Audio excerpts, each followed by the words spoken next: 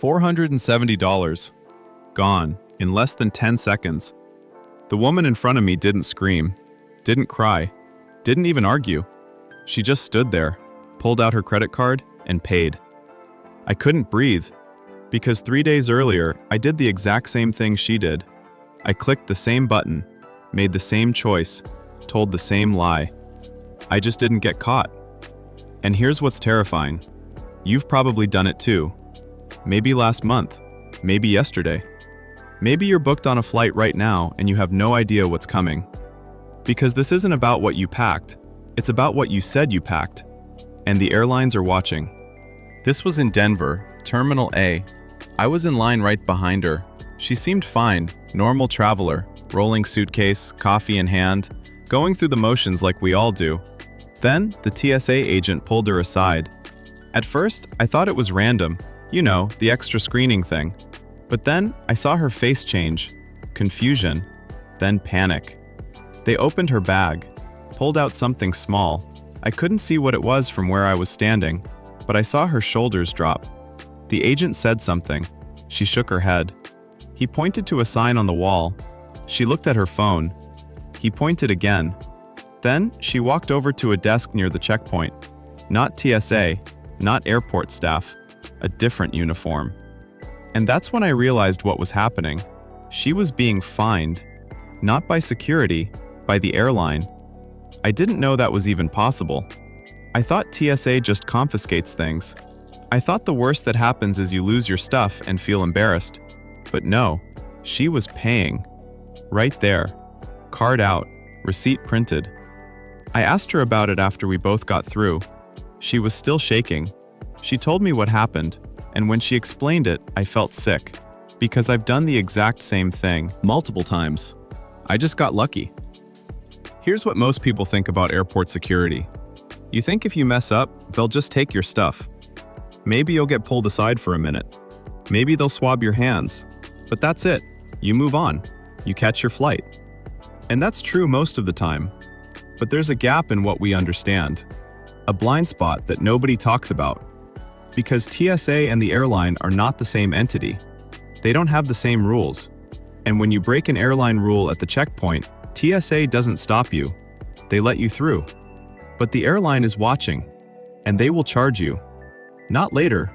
Not when you land. Right there. Before you board. This isn't about forgetting to take out your laptop. It's not about accidentally packing a full water bottle. Those are TSA issues. They handle it. They toss it.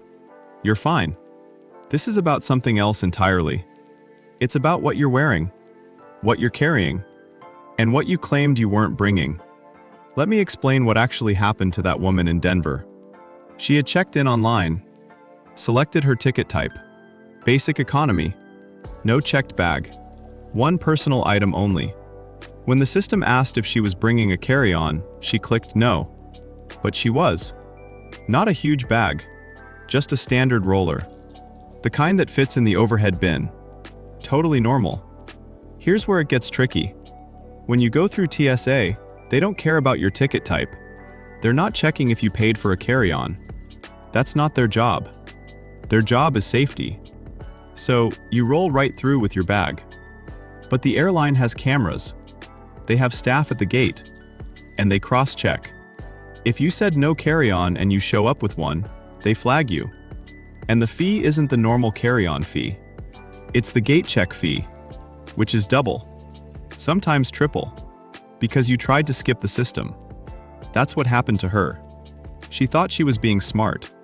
She thought if she made it through security with the bag, she was good. But the airline caught her before boarding.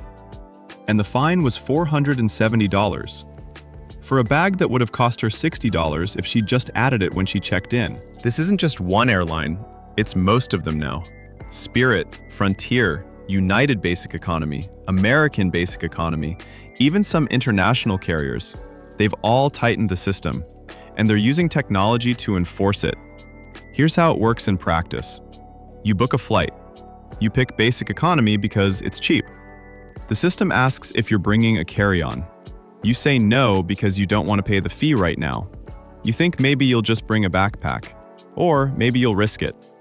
You get to the airport. You have a roller bag. You check in at the kiosk. It prints your boarding pass. No red flags. You go through security. TSA waves you through. You're feeling good. You get to the gate. You scan your pass. The screen beeps. Red light.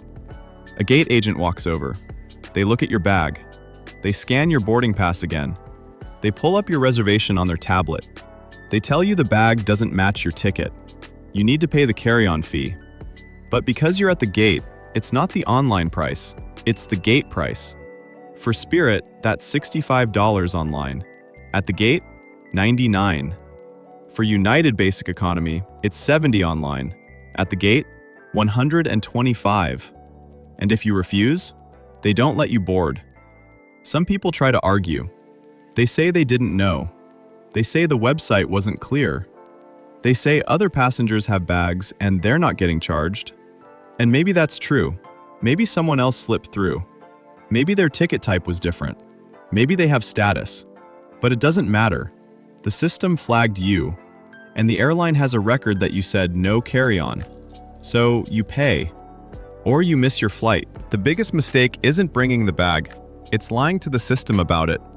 Because when you click no carry-on and then show up with one, you're not just breaking a rule. You're creating a paper trail that says you tried to cheat the fare structure. And airlines have gotten ruthless about this. Because they make more money from fees than from tickets now. Baggage fees are a billion-dollar business. They're not going to let people game it. But here's the thing most travelers don't realize. The fee isn't random, it's calculated. Airlines know exactly how many people will try to skip the carry-on charge. They know how many will get caught, and they price the gate fee high enough to make up for the ones who don't get caught. So, when you see that gate fee and think it's outrageous, you're right, it is. But it's designed that way on purpose. They want it to hurt, because the pain is the deterrent, and it works. Once you've been caught and charged, you never try it again. But the problem is, most people don't know this is happening until it's too late. So, what's the actual solution here? It's not about trying to outsmart the system. It's not about hiding your bag or sweet-talking the gate agent. It's about being honest with the booking process. If you're bringing a carry-on, say yes when the system asks. Pay the fee up front. Lock it in at the online price. I know that feels like giving in. I know it feels like the airline is nickel and diming you. And they are. But the alternative is worse. Because if you try to skip it and get caught, you're not just paying more. You're paying way more. And you're doing it in front of 100 people at the gate while your boarding group is being called. That stress isn't worth it. Here's the framework I use now. Before I book, I decide what I'm actually bringing. Not what I hope to bring. Not what I might bring. What I'm actually bringing. If it's a backpack that fits under the seat, I'm good. Personal item only, no charge. If it's a roller bag, I add the carry-on fee when I book. I don't wait. I don't hope for a deal later. I just pay it. And if I'm checking a bag, same thing. I add it up front. Because the math is simple. The online fee is always cheaper than the airport fee. And the airport fee is always cheaper than the gate fee. There's no scenario where waiting saves you money. The only exception is if you're genuinely not sure what you're bringing. Maybe you're traveling for work and you don't know if you'll need the extra bag yet. In that case, book the lower option. But set a reminder to add the bag online before your flight if you need it. Most airlines let you add bags up to 24 hours before departure at the online rate. Just don't show up at the airport with a bag you didn't declare. Because that's when they get you. There's another layer to this that's worth understanding. Airlines are betting on your optimism bias. You think you'll get away with it because other people have.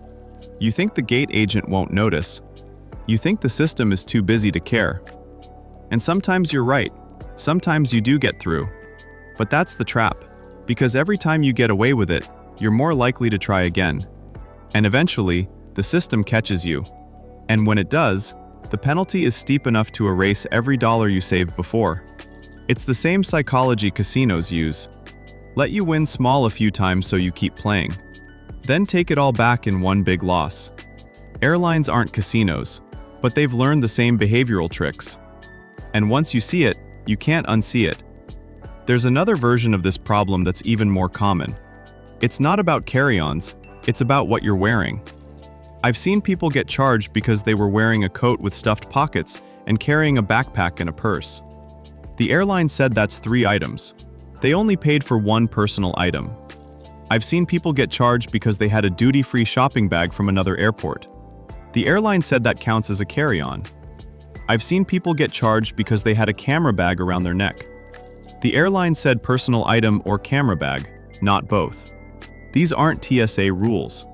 TSA doesn't care about how many bags you have as long as they go through the scanner. These are airline rules, and they're enforced at the gate. And the wild part? The rules change depending on the airline. Southwest doesn't care. You can bring 2 bags and a coat and a shopping bag and a purse, and they'll wave you through. Spirit cares about everything. If it's not physically attached to your body or inside another bag, it counts. So, you can't just assume. You have to check your specific airline's policy before you pack. Here's the thing I wish someone had told me years ago. Airport security isn't one system, it's 2 systems running in parallel.